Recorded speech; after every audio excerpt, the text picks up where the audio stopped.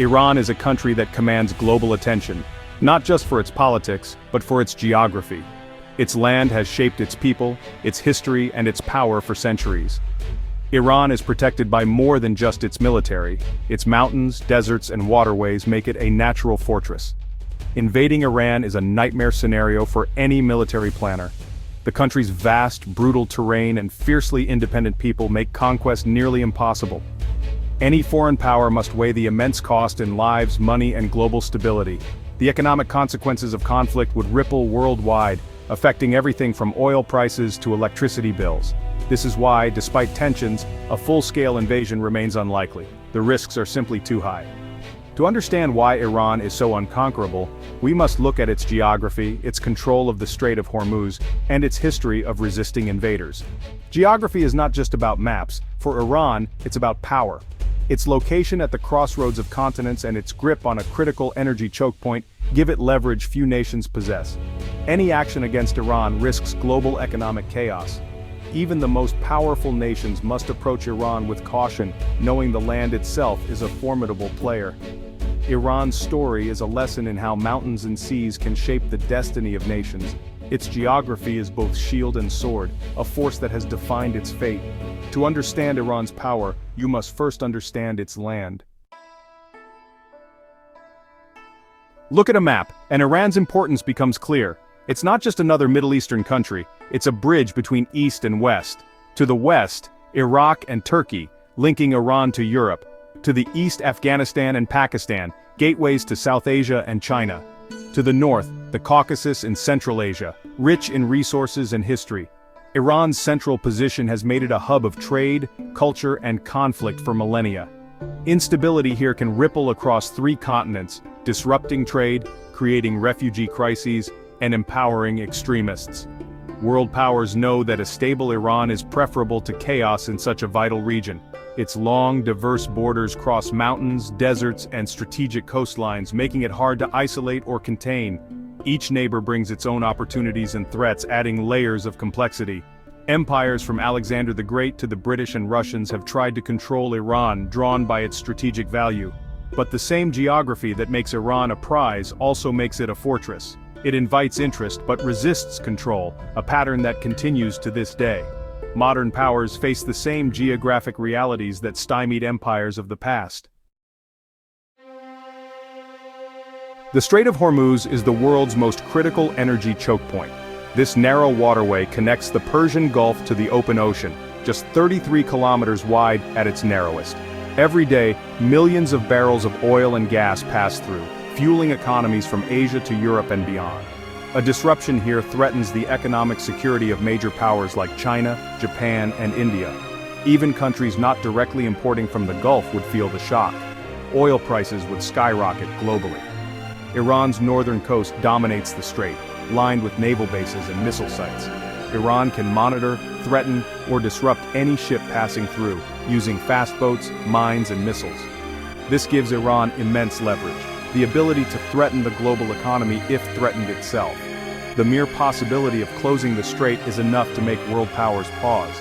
Iran's control over Hormuz is a cornerstone of its defense, an asymmetric capability that doesn't require winning a naval battle, just making the strait too dangerous for shipping.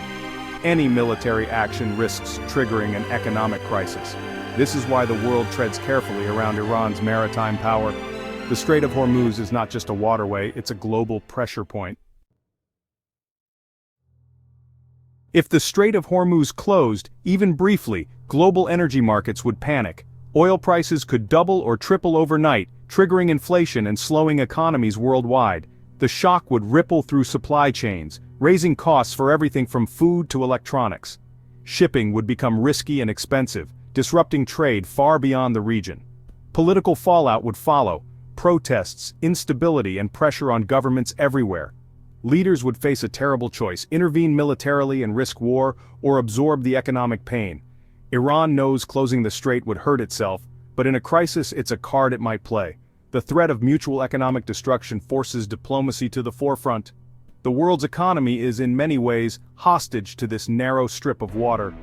This is why direct conflict with Iran is so dangerous. The cost of miscalculation could be catastrophic for everyone. Iran's true defense begins with its land, massive mountain ranges that act as natural walls.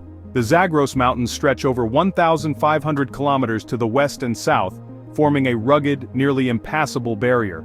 Invading armies face brutal terrain, vulnerable supply lines, and perfect cover for ambushes and guerrilla warfare.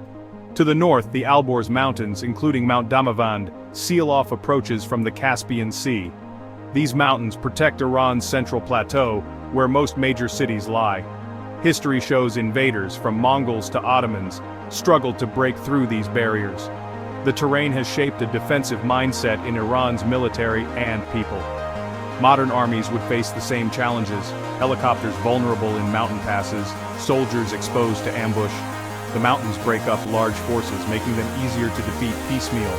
Conquering Iran means fighting not just its army, but its geography. The land itself is Iran's greatest ally.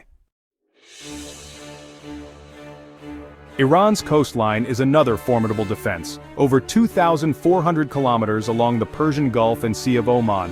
It's a jagged maze of islands, coves, and shallow waters, perfect for Iran's naval strategy. Small, fast boats can strike and vanish, turning the coast into a deadly trap for larger navies. The Persian Gulf's shallow, crowded waters make big ships vulnerable targets. Iran's IRGC Navy trains to swarm and overwhelm, using speedboats, mines, and land-based missiles hidden in coastal hills. Any naval operation here is risky and complex. Iran's layered defenses, sea, land, and even undersea, make amphibious invasion nearly impossible. These tactics also protect the Strait of Hormuz, integrating coastal defense with control of the world's energy lifeline. Any military planning must solve this coastal puzzle, a challenge no one has yet faced in real conflict. The cost of failure would be enormous. Iran's coast is not just a border, it's a shield. The Iran-Iraq War is a case study in Iran's defensive strength. In 1980, Iraq invaded, expecting a quick victory over a chaotic post-revolution Iran. But geography and fierce resistance turned the war into an 8-year stalemate. Iraq's initial advance targeted the flat oil fields of Khuzestan, but marshes and rivers slowed them down. When they pushed toward the Zagros Mountains, their tanks were funneled into valleys, easy targets for Iranian defenders. The mountains stopped the invasion cold, and the war devolved into brutal trench warfare. Neither side could break the deadlock. The terrain made maneuver and occupation impossible. The lesson: even a well-armed invader can't easily conquer Iran's land. Today, Iran's military is far more sophisticated, with decades of experience defending its geography. The war proved that occupying Iran is a nightmare, one that modern powers are unlikely to repeat. Geography, more than anything, dictated the outcome. Iran's geography is a fortress, but its people are the true defenders. With over 88 million citizens and a strong sense of national identity, Iran is not easily divided. Foreign threats unite the population, turning invasion into a fight for survival, not just politics. Centuries of resisting outsiders, from Greeks to modern superpowers, have forged a culture of independence and suspicion of foreign interference. The 1979 revolution was a rejection of outside control. Any invasion would be seen as an attack on the nation itself. Iran's military and IRGC are built for asymmetric defensive warfare, using the land, cities, and people to bleed any occupier. Every city could become a battlefield, every mountain an ambush. An occupying force would face endless resistance in a vast, hostile land. The cost in lives and money would be staggering. Iran's greatest deterrent is the will of its people, amplified by the land they defend. Iran's geography makes it a natural fortress. Mountains, coastlines, and the Strait of Hormuz all combine to deter invasion. History proves that conquering Iran is a monumental task, made harder by a united, proud population. The cost of conflict is so high that even the most powerful nations seek alternatives to war. Iran's strategic location and control over energy routes ensure it remains a key player in the region. As the world shifts away from fossil fuels, questions remain. Will Iran's leverage fade, or will geography keep it powerful for decades? The future is uncertain, shaped by both internal change and global trends.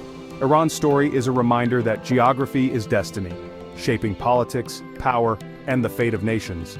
Can any outside power truly conquer such a land, or will Iran remain both prisoner and master of its own geography?